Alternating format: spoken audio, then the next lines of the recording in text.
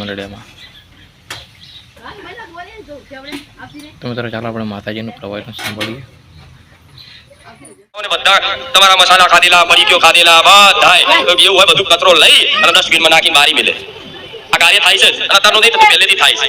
પણ હું માતા એવું કહીશ, જો મારો દીકરો આવો મતલબ ગાદી પર હું માતાના કોઠે ધૂળતી હોય તો હું આને નાના નાની સેવા હું આપતી હોય સામેથી મને મારા દીકરાને મને ખબર છે કે આ સેવામાં લાભ શું છે, એટલે મારા દીકરાને આદેશ કરું, દીકરા સેવા ખરેખર નાના નાની સેવા, જે સેવામાં તમને શરમ આવતી હોય એ સેવા પકડો ને, તે તમે મહાન સેવા કરી જોડી.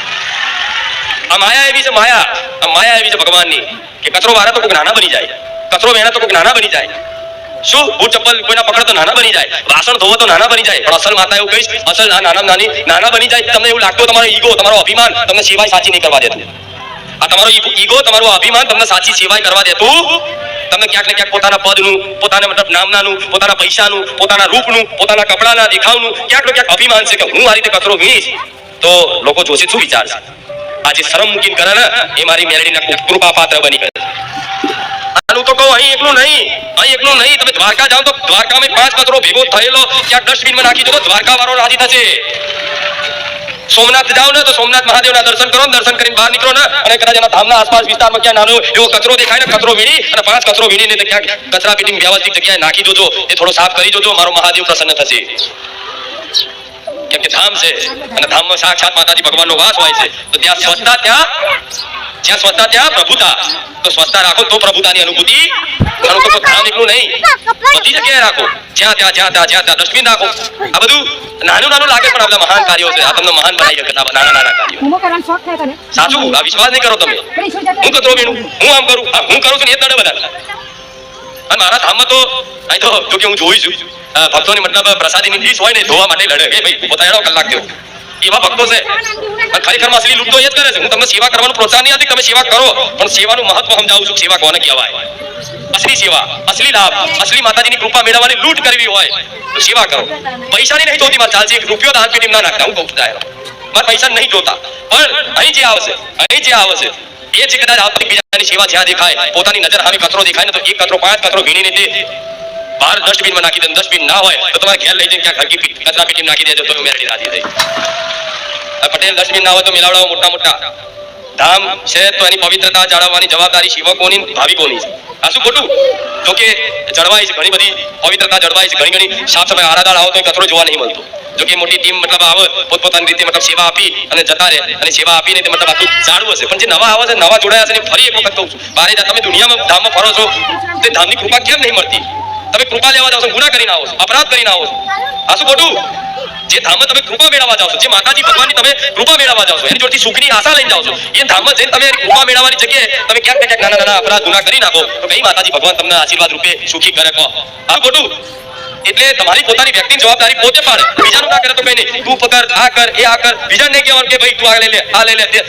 તમને લાગે કે મારા ખીચામાં કોઈ બી પડીકી ખાધી હોય તો ખીચામાં ખાલી શું હું જાણું છું. પ્રવચનમાં ધીરે વિમલ તોડે અહીં તો ચાલુ, અહીં પ્રવચન ચાલુ છે, કેટલાય મેચ જોવો છે, સ્કોર ચાલુ છે જોવાનો, પણ હું નહીં કહું કોણ જીતશે કોણ હારશે. રામ, મારો વિષય જ નહીં ને બધું.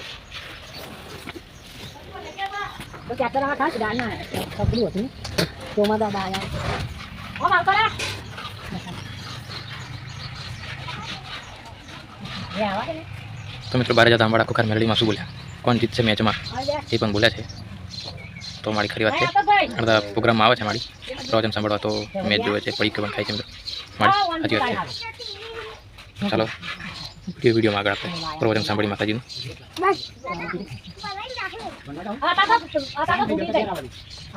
સાસુ ખોટું ભલે પણ એક બાજુ મેચ જોતા મને વાપરો તો બહુ બધું છે.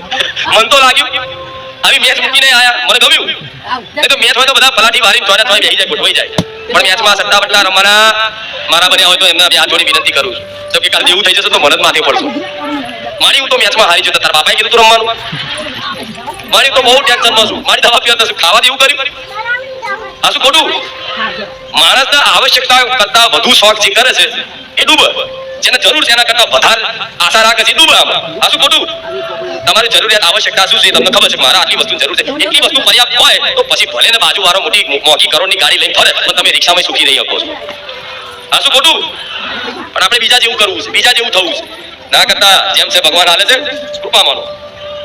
તમારું કોક લૂટી જાય ને તો કૃપા માનો માડી જવા દે કોક પૂછી ના લઈ જાય ખુલ્લું બોલે હા જવા દો છેલ્લે માગવાના એવું નહીં હકના નહીં માગવાના પેલા ઘોઘરો ને ચાલ લેવા હાસી માં જવા દે એનું ભલું કરજે કઈ છોડે હું હાલી શિવાની ભાવનાથી કરે હો અને વ્યાજી હાલવાના વ્યાજી લેવા વાળા મારા ધામમાં બંધ કરી દેતો જેવો હોય વ્યાજે કોઈને પૈસા હાલવાનું કોઈનું સોનું ગીરે લેવાનું ગીરે મેળવાનું આ જમીન આ બધું નહીં પડવાનું સત્ય વાત કહીશ તમારા હિત માટે કહું સમજે આ બધું બહુ જીના જીવનમાં ગુના બને અને ગુના મોટું રૂપ ધારણ કરે એક નાનો કચરો હોય એક નાનો કચરો આટલો અહીં વાવાઝોડું આવે વંટોળ્યું આ ચૈતનના આવે વંટોળિયા ચાલુ થશે મારા ધામમાં આવે છે વંટોળી આવે તો કાકો સ્ટેજ તો પડી આડા દાડે મારી માતાનું જોઈન પણ મારો નવો સ્ટેજ બનાવો તો પટેલ અને સીટની જગ્યા એ આંધી લાઈન અહીં કરવાની હતી એટલે પડી જાય આ શું મોટું એની વખતે વાવાઝોડું થોડું પવન આવ્યું થાંભલા પડી ગયા લાઈટો બધા થાંભલા પડી ગયા આ તો કે મારી આપણા બધા થાંભલા પડી ગયા વરસાદના વાવાઝોડામાં ના કે કોઈ વાંધો નહીં પડી જાય આપણે બીજા લગાવી જો એ ના પડ્યા હોત પટેલ તો એની એક લાઈટો લેના એક થાંભલા હલેવા રે આવા લાગત અને એટલું જ વધત પણ આ પ્રકાશ વધ્યો ને થાંભલા વધ્યા અને વ્યવસ્થા હકી થઈ આ રેલિંગ કોઈ લાગત જે થાય બધું હારા માટે આ વિશ્વાસ થયો ને હા તો મારી આ રોગ થયો રોગ હારા માટે થાય એવું થાય બધા પ્રશ્નો બધા બહુ થાય પણ આ રોગ થવા પાછળનું કારણ ઘણા બધા હોય ચિંતા કરે મટી જાય ઉપરથી ચિંતા કરવાથી એ રોગ વધારે થાય જે માણસનું મન તંદુરસ્ત હોય ને તો એ વ્યક્તિ ભલે શરીરથી કદાચ રોગી હશે ને છતાં એ તંદુરસ્ત કહેવાય અને જે તંદુરસ્ત હોય તો મનથી બીમાર છે એ બીમાર જ હોય એટલે તમારા જીવનમાં કઈ બી રોગ છે કઈ બી કષ્ટી છે તો ચિંતા કરવાની જરૂર રામ રામ રામ રામ જપશો ને તો આ રામ નામ રૂપી એવી ઔષધિ છે કે કેન્સર જેવા કેન્સર રોગ હોય તે ઓગાળીને પી જાય એનું નામ રામનું નામ ગમે તેવો દુનિયાનો કોઈ એવો રોગ નહીં કે જે રામ નામના ઉપચારથી રામ નામના સ્મરણથી રટણથી દૂર